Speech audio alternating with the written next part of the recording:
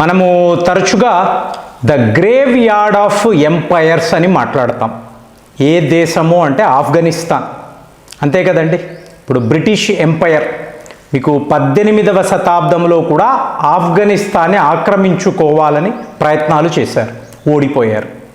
తరువాత the famous Soviet union 1989 దాకా కూడా ఈ పోరాటం 10 ఏళ్ల పాటు పోరాటం సాగింది, వాళ్ళు ఓడిపోయారు. ఇక తెలిసిందే అమెరికా 2021 దాకా 20 ఏళ్ల పాటు మీకు ఆఫ్ఘనిస్తాన్లో ఉండి అష్ట కష్టాలు పడి మీకు వేల మంది తమ సైనికులను పోగొట్టుకొని ఓడిపోయి రాత్రికి రాత్రి వీళ్ళు వెళ్ళిపోయారు. మరి అలాంటిదే ఆఫ్ఘనిస్తాన్ కన్నా శక్తివంతమైన ఒక దేశము ఇరాన్. మామూలుగా ఇరాన్ అంటే మనము ఒక ఇస్లామిక్ దేశము అని అనుకుంటాం. నేను ఎన్నో వీడియోస్లో మాట్లాడాను కాదండి. వీళ్ళు భారత్ యొక్క సహోదరులు లాంటి ఒక దేశం. మతము ఇస్లాం, చాలా చాలా రీసెంట్గా కన్వర్ట్ అయ్యారు.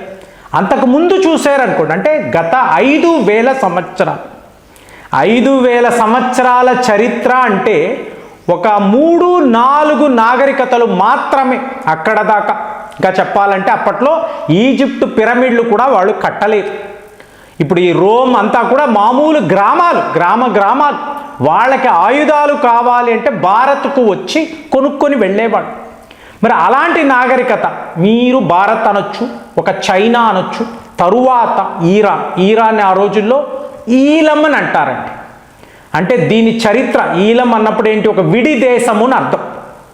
మీకు ప్రోటో ద్రావిడన్ భాషలో ఈలం అంటే ఒక ఇండిపెండెంట్ కంట్రీ. అలాంటిది ఈ ప్రాంతంలో మనం మాట్లాడుతున్న మిడిల్ ఈస్టులో ఈలం అనేది ఒక అతిపెద్ద సామ్రాజ్యం.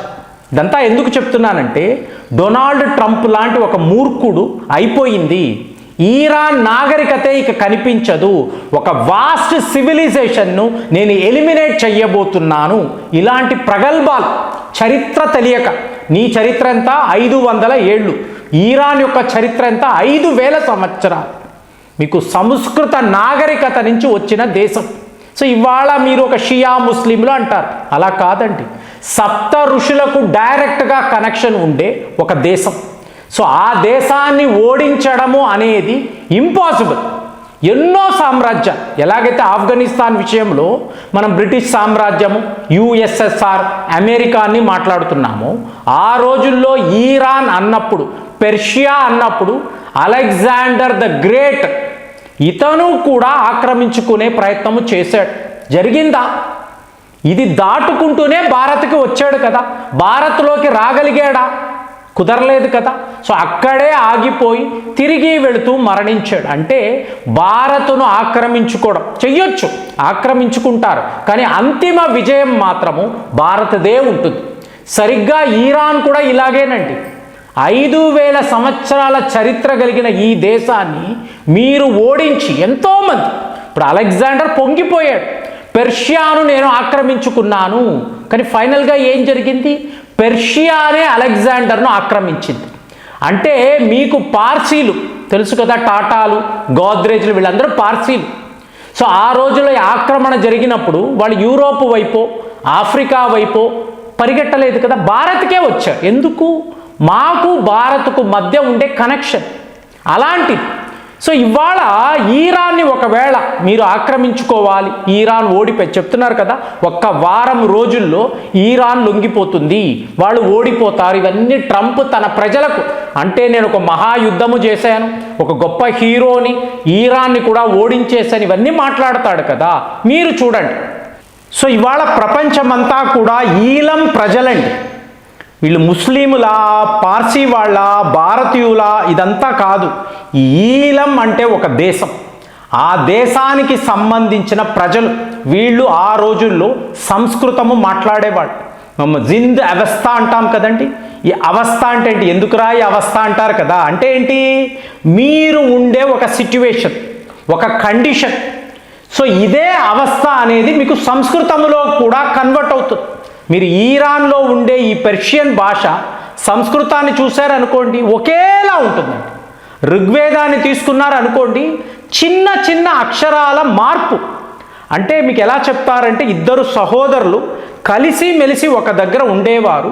సడన్గా వీళ్ళు విడిపోయారు అంటే అన్న చేసింది తమ్ముడు చేయడు, తమ్ముడు చేసింది అన్న చెయ్యడు.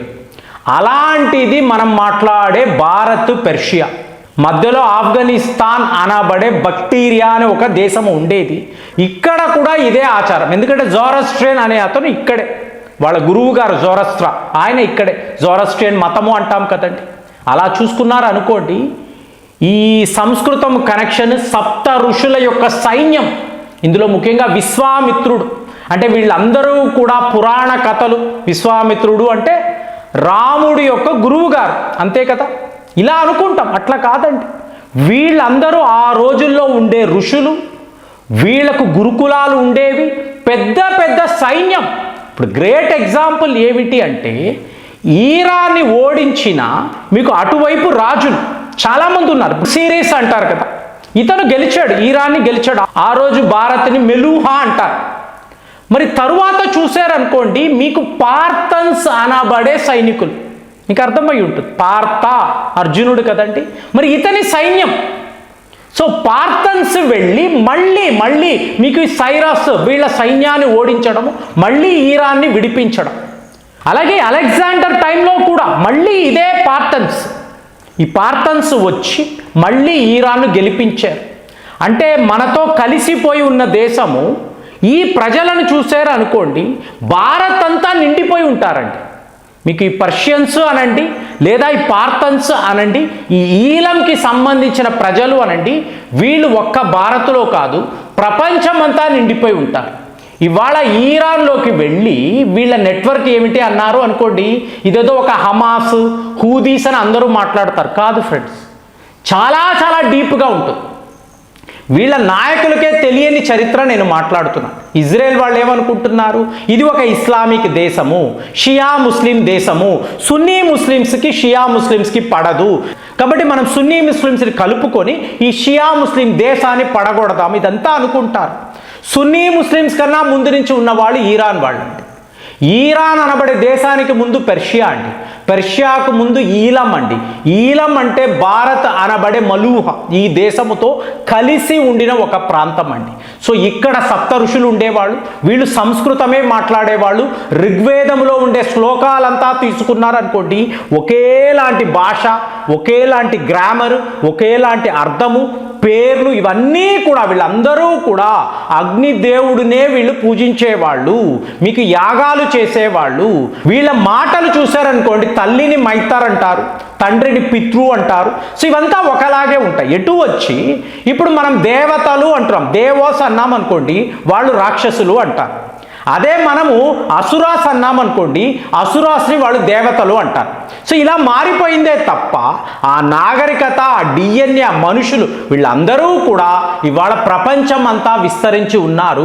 కాబట్టి ఈరాన్ అనబడే దేశాన్ని మీరు గ్రేవ్ యార్డ్ ఆఫ్ ఎంపైర్స్ అన్నారనుకోండి, ఎవరు ఇంతవరకు ఓడించింది లేదు. సో అమెరికా వాడు ఒక పగటి కల కంటున్నాడు, ట్రంప్ చాలా ఈజీ, బాంబులు వేసేస్తే ఈరాన్ ఓడిపోతుంది అనుకున్నాడు. కానే కాదండి. ఒకవేళ ఈరాన్ ఓడిపోయే పరిస్థితి వస్తే ఈ పార్థన్స్ అనండి, ఈలం ప్రజలు అనండి, పర్షియన్స్ అనండి, వీళ్ళందరూ కలిసిపోయి అమెరికాను చిత్తుగా ఓడిస్తారని ఇవాళ మీకు యుద్ధ నిపుణులు చెప్తున్నారు. మరి ఈరాన్ అనబడే ఈ దేశం, పెర్షియా అంటాము, వీళ్ళు ఓడిపోతారని మీకు అనిపిస్తుందా? కామెంట్స్లో రాయండి. మళ్ళీ వచ్చే వీడియోలో కలుద్దాం. జై హింద్.